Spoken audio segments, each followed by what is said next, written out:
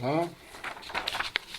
On va aller aux choses aussi sérieuses. Je ne peux pas dire plus sérieuses, hein, ce serait méchant pour les autres. Hein. Les travaux du mois de janvier. Il n'y en a pas trop. Rêvez beaucoup et commencez un petit peu. Hein, on peut commencer on dit en pleine terre, mais du temps comme ça, c'est pas trop la peine à mon avis. On pourrait commencer. Moi, je dirais qu'on va surtout commencer hors sol. On peut commencer pour celui que ça tétille tellement qu'il ne sait plus attendre. On peut commencer. Ce qui va de toute façon marcher, c'est les fèves. Là, à la limite, on pourrait les mettre en pleine terre si c'est pas trop mouillé. Il faut éviter de marcher sur le sol quand il est trop mouillé, parce que vous allez faire du damage et il n'y aura plus d'échange avec l'oxygène, etc. Donc, évitez de marcher sur le sol très mouillé. Mettez des planches, marchez que sur le chemin, etc. Et pour ça, moi, je prévois des chemins à peu près à 1,20 m les uns des autres. Comme ça, je sais arriver d'un côté et de l'autre côté et je ne dois pas trop marcher sur ma terre. Même pendant l'été, l'automne, l'hiver, le printemps, je marche, s'il ne faut pas, je ne marche pas sur le terrain. Quand il faut, ben il faut. Mais bon, voilà. Il faut essayer, c'est pour ça que je dis rêver un peu comment emménager aussi votre jardin. C'est des choses, et moi je fais des pas japonais, comme ça je peux encore planter des choses basses entre les dalles. D'ailleurs, ça m'a fait tout drôle quand j'ai une fois été voir sur Internet les photos satellites du quartier. On voyait mon jardin avec tous des petits carrés comme ça faisait marrant. Et bon, voilà, ça c'est ma façon de faire, mais chacun il fait comme il a envie. Hein. On peut aussi semer une bande avec des trèfles blancs, coucou blancs, là. Ça vient pas trop haut, ça attire les abeilles, ça donne un peu de nourriture, de l'azote au sol, etc. Une fois qu'on tond, éventuellement, on met entre les plantes, c'est un très bon engrais vert, donc pourquoi pas. Chacun il fait un peu à ce mode. Alors, donc les fèves en petits pots, ça marche très bien aussi. Une fève, ça se plante quand même à 4-5 cm de profond. Quand c'est pas un terrain trop argileux, ça va marcher. Mais une terre qu'on a amendée avec toutes sortes de choses qu'on met en surface va être spongeux, donc logiquement, après quelques années de travailler comme ça devrait aller. Sinon, dans des petits pots. Donc là, on a l'avantage quand on travaille hors sol de aussi pouvoir éventuellement, si monsieur ou madame sont d'accord, de mettre ça à l'intérieur et d'avoir une levée beaucoup plus précoce et plus rapide, quoi. Hein. Mais après, ne pas oublier, dès que ça a commencé à lever, de mettre ça plus au froid. Hein.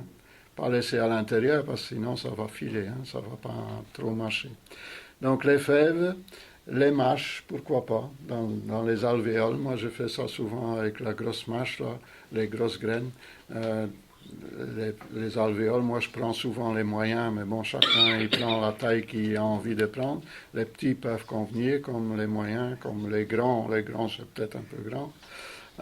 Donc je mets 1 ou 2 graines par petite alvéole et après je peux aller, quand ils ont poussé, je les mets dehors ou en serre froide ou dehors et après je les installe là où ce que je veux à la distance voulue. Donc quand même au moins à 5 à 10 cm les uns des autres. Il ne faut pas que ça soit trop serré. Sinon on va attraper l'oïdium, le blanc qu'on dit. Et on aura des beaucoup plus belles plantes quand ils ont l'espace nécessaire pour pousser. Les épinards, donc on peut commencer les épinards, peut aussi éventuellement être fait dans des alvéoles et repiquer par après. Encore une fois, l'épinard, il y a 2 façons de cultiver, soit bien clair et on obtient des belles plantes bien grandes, soit des lignes serrées, mais alors on va couper assez vite avant que l'oïdium et tout ça s'installe pour soit manger, soit comme engrais vert pour engraisser si on veut. c'est pas le bon mot, mais bon, pour donner de la nourriture aux plantes à côté desquelles que vous les installez. Les cerfeuils et les cerfeuils tubéreux, on peut commencer. Ce qui est surtout, à mon avis, déjà bien le moment à partir du 15, donc dans 8-10 jours, ce sont les poivrons. Les poivrons se sèment chauds et certaines variétés très chauds. Donc c'est minimum 18 degrés et ça peut aller jusqu'à 24 degrés. Je sais bien, les maisons, à part ici et la pièce là, on ne chauffe pas à 24 degrés. Mais bon, donc ça veut dire qu'il faut beaucoup de chaleur pour que ça lève. Certaines variétés sont un peu plus faciles à ce niveau-là que d'autres. Donc là, automatiquement, on va faire hors sol. Quitte de les semer dans une petite barquette, comme on va certainement montrer le mois prochain, de retour, comme chaque année. Quitte à ce qu'on le fait dans les alvéoles, et alors on mettra aussi qu'une ou deux graines par alvéole pour après les repiquer dans des pots plus grands, etc. Mais ils resteront à des températures qui ne descendent pas en dessous de 10 degrés, et 10 degrés c'est déjà bas la nuit. Donc il faut avoir un endroit, mais même chez moi, il reste dans la maison jusqu'au début mai, je dirais. Et ça ne file pas vite du moment que ça a de la lumière. C'est ça qui est fort important, c'est que le pourcentage de lumière et le nombre de degrés sont très importants. Le plus qu'il fait chaud, le plus qu'il faut de la lumière. Quand il fait un peu moins chaud, il faut un peu moins de lumière, mais le maximum de lumière est toujours beaucoup plus intéressant. Donc c'est soit vraiment devant la baie vitrée, en dessous des coupoles. Chez moi j'ai de la chance d'avoir des coupoles, donc j'ai installé des bancs en hauteur sous les coupoles, et ça marche assez bien. Enfin, c'est un petit peu en retrait, parce que j'aime quand même que la lumière elle rentre. Je n'obstrue pas la lumière de mes coupoles quand même pour la maison. Donc et on les mettra dehors qu'après le 15 mai, quand il n'y a plus de risque de geler. Dans une serre froide, on peut risquer un peu plus vite. Quoique, s'ils auront trop froid, ils vont quand même pas vraiment pousser. Et il faudra surveiller. Si les nuits sont fraîches, peut-être tous les soirs aller mettre quelque chose au-dessus. Bon, si c'est possible de les garder à l'intérieur, dans une véranda, même non chauffée, mais que ça ne descend pas trop fort, c'est quand même mieux. Ce qu'on peut faire pour ralentir, c'est de les transplanter. Ouais. Donc, dépoter puis les reporter. Comme ça, repiquer à racines nues à ce moment-là. Ouais. Comme ça les ralentit et ça les fait patienter avant d'avoir des bonnes conditions à l'extérieur. Ouais. Tu peux en mettre un tunnel dessus. Ou quelque chose au-dessus. Ouais. Des petits tunnels. Ouais, ça c'est faisable, tout ça. Même en serre froide, avec un filet pour l'hivernage, ça peut aider. Ça va faire que 1 ou 2 degrés de différence. Si la nuit il fait que 5 degrés dans votre serre, ça sera peut-être insuffisant. C'est mieux alors peut-être quelque chose de fermé. Quoique ça aide déjà assez bien. La salade de blé lève à peu près à 15 à 20 degrés. Donc là aussi c'est important de faire ça à l'intérieur si on veut avancer plus vite. Et l'idée, si on sème très tôt, c'est d'aller plus vite. On pourrait la semer dehors, elle va lever quand ça lui plaira, quand les conditions de météo seront bonnes. Donc on peut éventuellement mettre une petite ligne dehors et en semer à l'intérieur, à repiquer dehors plus tard. On peut semer aussi des salades à couper, des salades de printemps aussi qu'on dit. Donc dans le catalogue, regardez les variétés possibles et ceux de toute saison. On peut commencer. Excusez-moi. Oui. Le piment aussi, on peut... Les piments, on peut aussi, mais ça va en principe plus vite. Mais ça, j'ai peut-être pas dit. Le poivron est tellement lent à pousser, c'est pour ça qu'on commence très tôt. Le piment pousse plus vite. Le poivron, en principe, est, à mon avis, au goût meilleur et surtout pour la digestion meilleure quand il est à maturité, donc quand il a pris sa couleur. Bon, il y en a qui restent toujours verts, mais qui ils changent quand même un tout petit peu, ils prennent une teinte un tout petit peu plus claire quand ils sont mûrs. Mais quand on mange du poivron pas mûr, on en mange souvent toute la journée, parce qu'on fait des renvois au goût de poivron. Celui qui adore, bah, c'est pas grave. Hein. Tandis que le piment, ça va beaucoup plus vite, ça fleurit plus vite, ça mûrit plus vite pour la plupart du temps, donc c'est moins important de le faire si tôt, mais on pourrait le faire. Et on mettra aussi dehors qu'à partir du 15 mai. Hein. Donc, et encore, il faut voir les prévisions de météo. S'il prévoit vraiment des nuits très froides dans les jours qui suivent le 15 mai, il faut mieux encore attendre un petit peu. Hein. Voilà, donc les salades à couper toute saison de printemps. Les radis aussi, donc les premiers petits radis, on peut commencer. Pourquoi pas éventuellement dans un bac, qu'on laissera dans le bac. Moi, j'ai des anciennes jardinières. Je les ai semées avant l'hiver. Maintenant, la verdure, elle est haute comme ça. Bon, elle commence à avoir un tout petit soupçon de radis dans le fond. Mais bon, je les aurai peut-être dans un mois, quoi. On verra ce que ça va donner. Du terreau dans le jardin J'ai mis dans du terreau.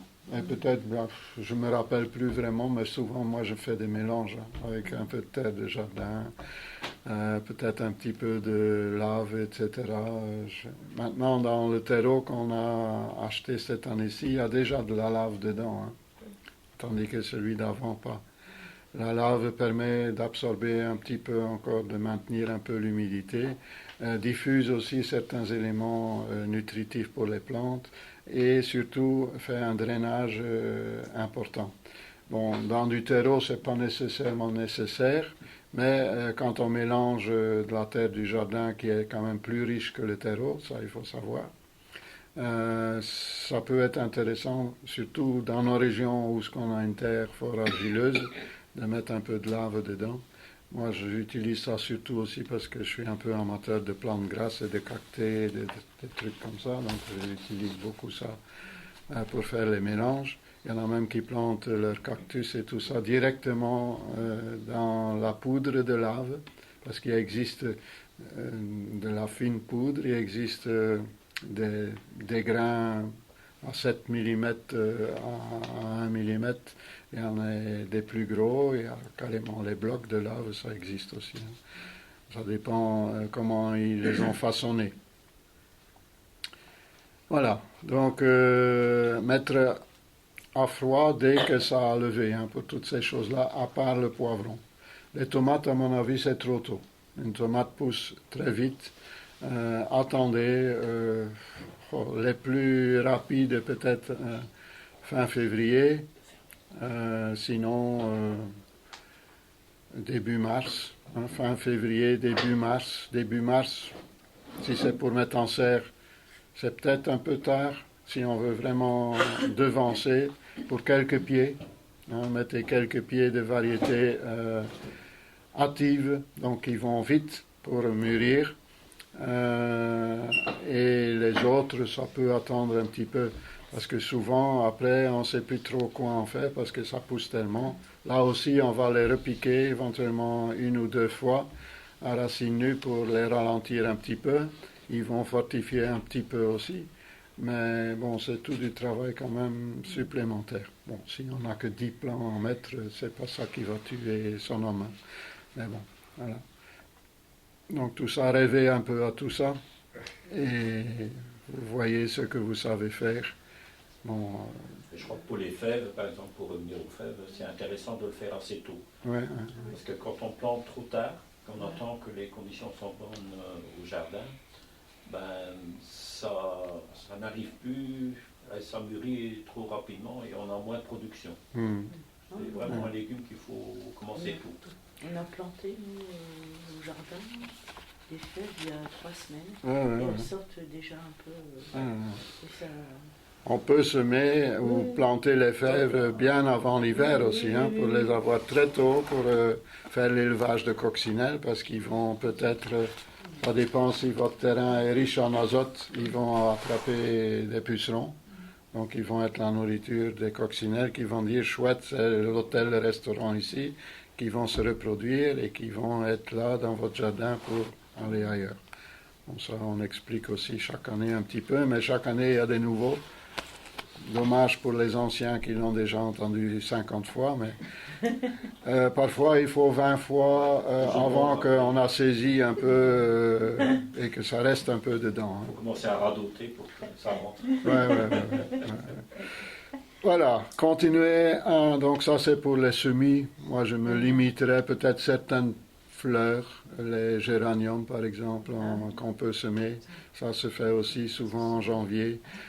Peut-être les petits bégonias là, qui viennent pas trop haut.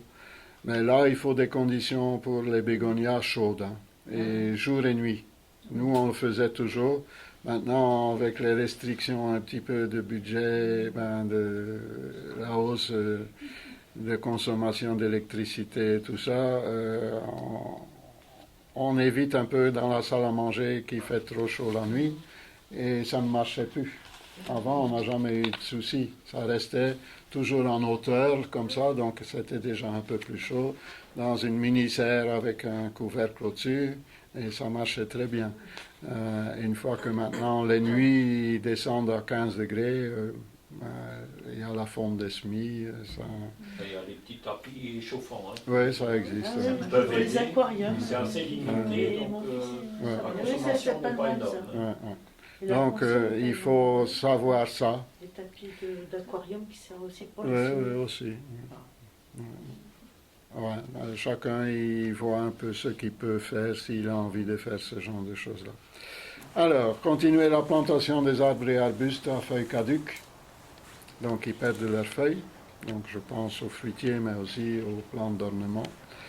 Éviter peut-être de faire ça pour ceux qui ont des feuilles persistantes, donc ils gardent leurs feuilles en hiver. Là, c'est mieux de les déplacer au mois de septembre ou d'attendre un peu plus longtemps qu'il y a les fortes gelées qui sont finies. Parce que eux, comme ils ont encore toujours leurs feuilles, ont besoin de sève, même pendant l'hiver, peut-être très minime. Mais les déplacer fait que vous allez couper les racines et qui vont s'alimenter un petit peu moins. Donc voilà, évitez de déplacer même les conifères. Faites ça en septembre ou faites ça début mars. Je pense que ça sera mieux. Et ne pas oublier par après de rajouter de l'eau. Hein. Donner de l'eau pendant l'été, même qu'il pleut, qu'il y a une averse, c'est pas suffisant. Hein. Une averse mouille 5 cm, mais encore. Il faut déjà que c'est une averse longue, ça mouille 2 cm de la surface du sol et les racines qui sont plus profondes ne vont pas du tout en profiter. Hein. Et avec un peu de vent, ça va tout de suite repartir et peut-être un coup de soleil, s'il existe encore. Voilà.